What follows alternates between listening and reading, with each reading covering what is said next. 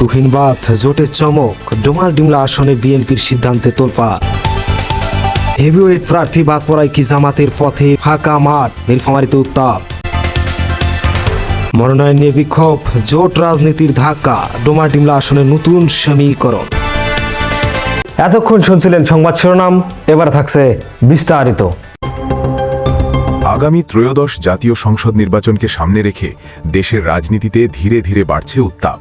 তারই অংশ হিসেবে বাংলাদেশ জাতীয়তাবাদী দল বিএনপি একাধিক ধাপে সংসদীয় আসন ভিত্তিক প্রার্থী মনোনয়নের ঘোষণা দিয়েছে। তবে এসব ঘোষণার মধ্যেই নীলফামারী জেলার ডোমার ডেমলা 1 আসন ঘিরে তৈরি হয়েছে বিশেষ আলোচনা ও বিতর্ক। দলীয় সূত্র ও স্থানীয় রাজনৈতিক মহলে দীর্ঘদিন ধরেই ধারণা ছিল এই আসনে বিএনপির সম্ভাব্য হেভিওয়েট প্রার্থী হিসেবে মনোনয়ন পেতে পারেন ইঞ্জিনিয়ার সাহরিন ইসলাম চৌধুরী তুহিন। তিনি দীর্ঘদিন ধরে এলাকায় সক্রিয়, সাংগঠনিকভাবে পরিচিত এবং তৃণমূল পর্যায়ে তার শক্ত অবস্থান রয়েছে, এমনটাই মনে করছিলেন দলের অনেক নেতাকর্মী। মনোনয়ন ঘোষণার আগ পর্যন্ত জেলা, উপজেলা এমনকি ইউনিয়ন পর্যায়ের নেতাকর্মীদের বড় একটি অংশ আশা করেছিলেন শেষ পর্যন্ত তুহিনই হবেন বিএনপির চূড়ান্ত প্রার্থী। কিন্তু মনোনয়ন তালিকা প্রকাশের পর দেখা যায় এই আসনে বিএনপি প্রার্থী না দিয়ে জোটের শরিক হিসেবে মনোনয়ন দেওয়া হয়েছে মাওলানা মঞ্জুরুল ইসলাম আফিন্দিকে। এই সিদ্ধান্তের পরপরই স্থানীয় রাজনীতিতে শুরু হয় নানা আলোচনা ও সমালোচনা।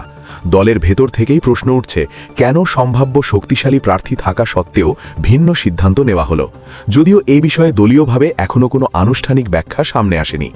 এদিকে এই আসরে বাংলাদেশ জামায়াতে ইসলামের হয়ে নির্বাচনে প্রতিদ্বন্দ্বিতা করছেন আরেক হেভিওয়েট নেতা মাওলানা আব্দুস সাত্তার।